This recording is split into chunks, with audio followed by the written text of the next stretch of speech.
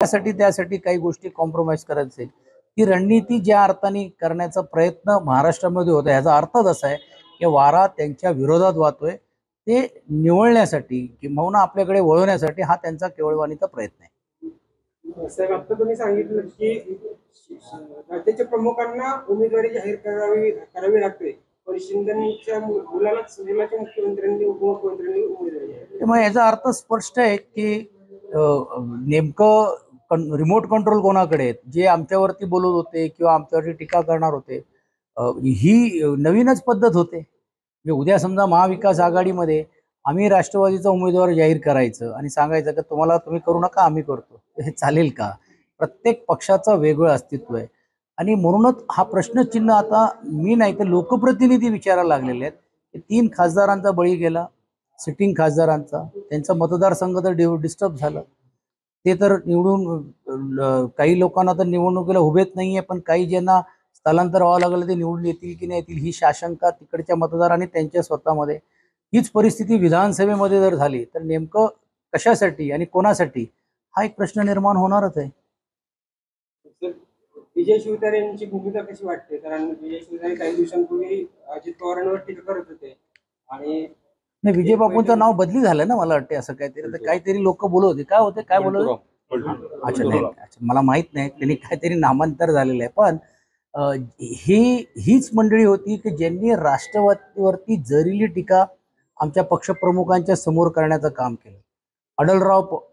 अडलराव पाटील असतील, विजय बापू असतील, आणि ह्यांनी राष्ट्रवादी आम्हाला संपवला निघालेली, शिवसेना इकडची संपलेली आहे असं फार बेंबीतून ओरडून ही बोलायची. आणि त्यांचा डायरेक्ट अटॅक हे त्यावेळीचे राज्याचे उपमुख्यमंत्री, पालकमंत्री जे आता उपमुख्यमंत्री यांच्यावरती होतं. आणि आश्चर्याची गोष्ट अशी आहे की त्यांना एवढं प्रचंड विरोध करून असं काय झालं किंवा असं त्यांना काय मिळालेलं या विधानसभेसाठी किंवा लोकांसाठी आणि पूर्ण लोकसभेसाठी की त्यांना एवढा त्याग किंवा त्यांना एवढं रीतीने समजूत करावं लागलेलं. मला असं वाटते अशामुळे त्यांची थोडीफार जी क्रेडिबिलिटी पण होती तेही दावेला त्यांनी लावण्याचं काम केलेलं आहे आणि याचा परिणाम विधानसभेमध्ये तुम्हाला आपल्याला पाहायला मिळेल. अडलरावने तर डायरेक्टच युटर्न घेतलं. म्हणजे उमेदवारीसाठी मी पाहिजे ते करीन आणि पाहिजे ते मी करायला तयार आहेत अशी मानसिकता ज्या अर्थी येते. काल आमच्या एका चाकणच्या चांगल्या एका कार्यकर्त्यांनी, शिवसैनिकांनी सांगितलं की तुम्ही गेला असाल पण आम्ही इकडनं हलणार नाही आहोत. आणि ही जी लोक जी आहेत ही निष्ठावंत राहिले नाहीत आणि म्हणून ह्यांनी पक्षाचा वापर आपल्या स्वतःच्या स्वार्थासाठी केलं, पण पक्षाच्या कार्यकर्त्यांसाठी केलेलं नाही. बारामती लोकसभा मतदारसंघात आता 11 तारखेला मुख्यमंत्र्यांची सभा होते. काल देवेंद्र फडणवीसांची सभा झाली. बारामती खरंच एवढा महत्वाचा मतदारसंघ झालाय? म्हणजे मला तर आश्चर्य वाटते की इकडे एवढ्या नेत्यांना आणावा लागतोय.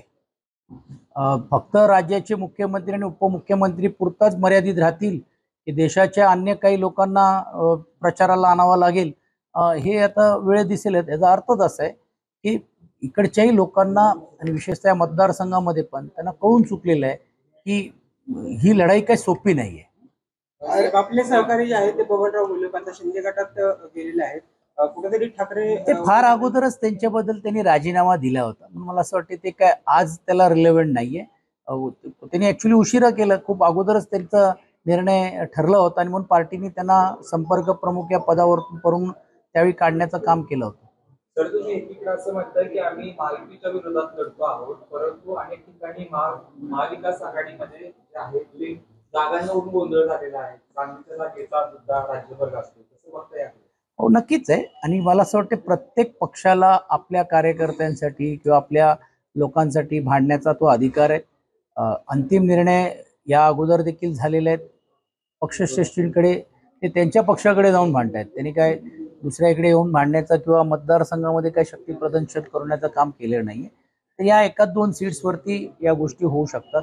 परंतु आपण समोर जर पाहिलं असेल की अजून उमेदवारच जाहीर होत नाहीये. ठाण्यामध्ये उमेदवार जाहीर होत नाही. कल्याणची उमेदवारी देवेंद्र फडणवीस साहेबांना जाहीर करावी लागते. म्हणजे त्यातून काय नेमकं आपण दिशा बघायची हा एक प्रश्न निर्माण होतो. अनेक भागांमध्ये देखील अजून त्यांचा उमेदवार त्याच्यामध्ये येताना समोर आपल्याला दिसत नाही.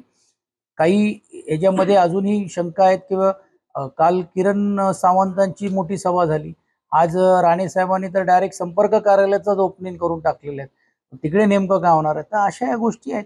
सांगलीच्या बाबतीतले पण देखील या अगोदर देखील निर्णय झालेला आहे.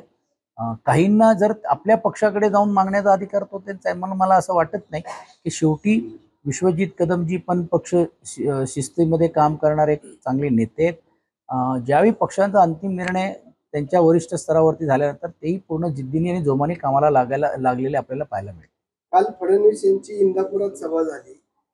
त्यांनी सभेमध्ये सांगितलं की बारामतीची लढाई पवारांनी विरुद्ध नाही, तर ते नरेंद्र मोदी विरुद्ध राहुल गांधी अशी आहे आणि म्हणून आपण त्या पद्धतीने मतदान करू. पहिला तर मी अभिनंदन करीन की देवेंद्र फडणवीस साहेबांनी पालकमंत्री पद स्वीकारलं का पालकत्व स्वीकारलं काय माहित नाही, काहीतरी काल स्वीकारलं असं म्हणतात. पालकत्व तेच ना, म्हणजे याचा अर्थ अगोदरच्या पालकमंत्र्यांच्या बद्दल शाशंका होती असं म्हणायचं का? म्हणजे ह्याच्यातूनच तुम्हाला संकेत काय हे स्पष्ट होत आहेत. ही लढाई कोणाची जरी असली तरी देखील, ही राहुल गांधी आणि ह्याची लढाई असली तरी देखील, इकडे जी लढाई ही आहे ही निधी विरुद्ध निष्ठेची लढाई आहे आणि ही एका प्रकारे लोकशाही वाचवण्यासाठी ही लढाई आहे. या भावनेतूनच आम्ही जातोय लोकांसमोर आणि लोकांचा अत्यंत उत्कृष्ट प्रतिसाद आपल्याला पाहायला मिळतो. लोकसभेत काँग्रेसचा एक बडा नेता पुढला जाईल असं जे आहे ते बोललं जाते. नेमकं कोण आहे काय नाही, मला त्याच्याबद्दल काही सांगता येणार नाही, परंतु जसं मी सांगितल्याप्रमाणे की हा प्रयत्न अनेकांचा या अगोदर देखील चालला आणि तो काही कालासाठी चालू राहणारच आहे.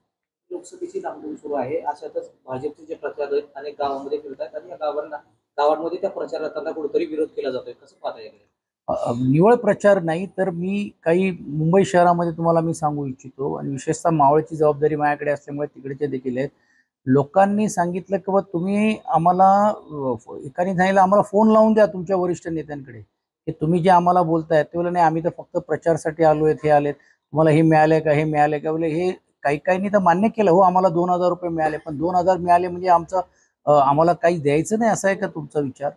म्हणजे तुमच्या ज्या योजना आहेत त्या योजना कशा फसवा, तुम्ही एका बाजूला 2,000 देतात आणि दुसऱ्या बाजूला 20,000 रुपये आमच्या खिशातून काढतायत. अशा देखील तीव्र भावना आता या लोकांमध्ये येत आहेत आणि ते कुठच्या राजकीय पक्षाचे नाही किंवा विचाराचे नाही.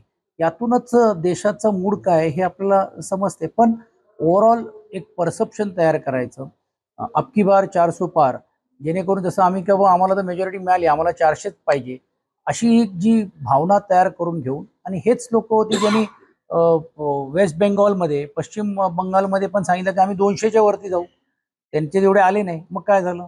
तर असं एक निवडणुकीची एक स्ट्रॅटेजीचा एक भाग म्हणून अब की बार 400 पारचा एक नारा जे दिलेला आहे ते काही विभागामध्ये त्याला आकर्षित होत आहेत. पण मोठ्या प्रमाणावरती जर आपण दक्षिण भारतामध्ये बघितलं, नॉर्थ ईस्टमध्ये बघितलं आणि विशेषतः आपण गोवा आणि विशेषतः कर्नाटक आणि महाराष्ट्रामध्ये जर बघितलं तर त्याच्यामध्ये मोठ्या प्रमाणावरती त्याला लोकांचा विरोध होतो आणि प्रतिसाद त्यांना मिळत नाही.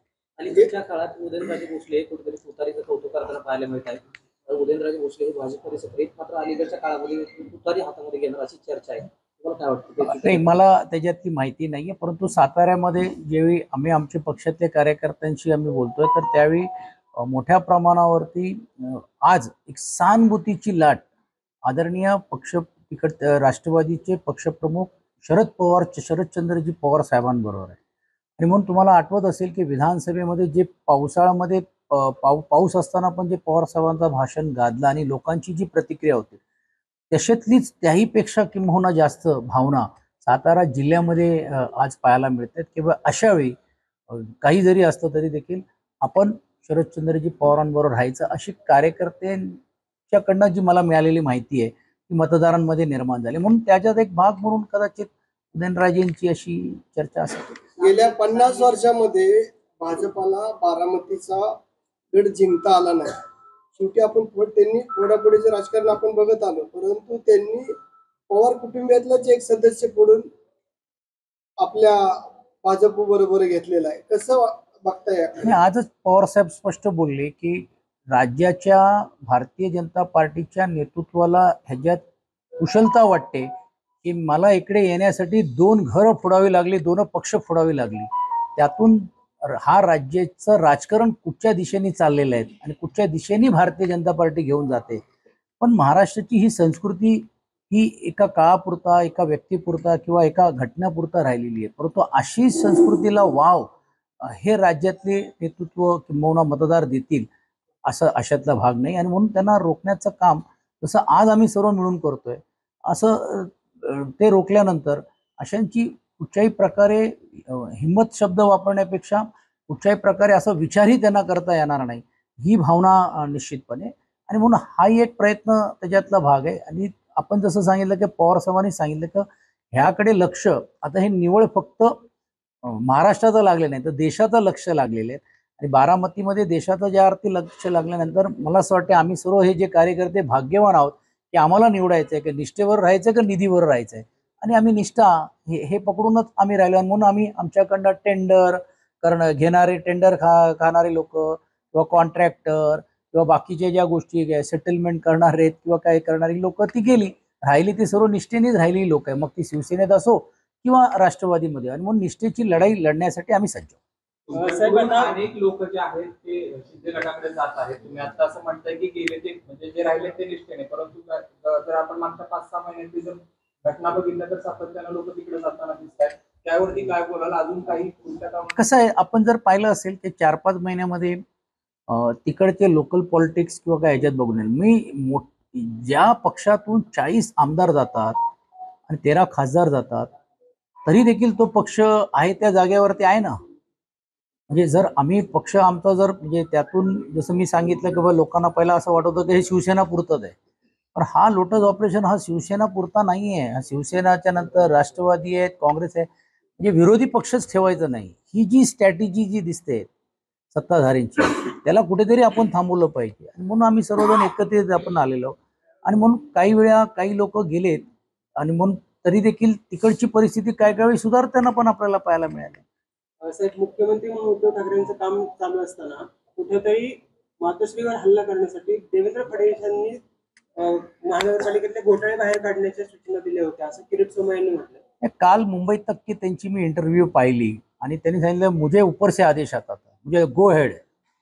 मग त्यांचं गो हेड जे आता गेलं कुठे? गो हेडमध्ये गो फक्त गो राहिलेलं आहे आणि काही हेडच दिसत नाही आहे.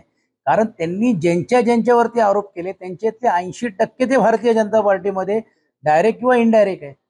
मग ह्याचा अर्थच असा आहे की हे षडयंत्र रचलं गेलं असं गव्यस्फोट हे किरीट सोमय्या यांनी केलेले आहेत. आणि या गव्यस्फोट करूनच फक्त असं एक तहलका दाखवायचं आणि सरकारला डिस्टर्ब करायचं आणि लोकांना आपल्याकडे आणायचं ही त्यांची स्ट्रॅटेजी होती. त्यात काही अंशी ते जरी सक्सेसफुल झाले असेल पण जनता या सर्व गोष्टीकडे बघतायत ना की त्यांनी भुजबळांवरती आरोप केलेले, दादांवरती आरोप केलेले होते आणि आपले त्यांच्याबरोबर असलेले जे पक्षामध्ये गेलेली जी असंख्य अशी जी लोक आहेत त्यांच्यावर पण आरोप केले. आज ते सर्वजण त्यांना पाठिंबा देताना आपल्याला पाहायला मिळतात. हसन मुश्रीफ जी असतील म्हणजे निवळ राष्ट्रवादी नाही अनेक पक्षाची लोक जी आहेत केली होती. किरीट सोमय्या यांनी स्पष्ट नाव घेतलेलं आहे देवेंद्र फडणवीसांचं की त्यांच्या सांगण्यावरून हे सगळं काढलं जातं. हो तेच आहे ना. म्हणून आता त्यांनी गव्यस्फोट करून घेऊन ही स्पष्टता आणलेली आहे की हे षडयंत्राचा एक भाग होता म्हणजे ज्याला आपण लोटस ऑपरेशन म्हणत होतो त्याचा वापर त्यांनी त्यांच्या माध्यमातून केलं आणि ते आज लोकांसमोर आलेलं आहे. आणि अशी षडयंत्रला मतदार साथ देणार आहे का किंवा याला विरोध करणार हे आता काही काळामध्ये दिसेल. एबीपी माझा, उघडा डोळे बघा नीट.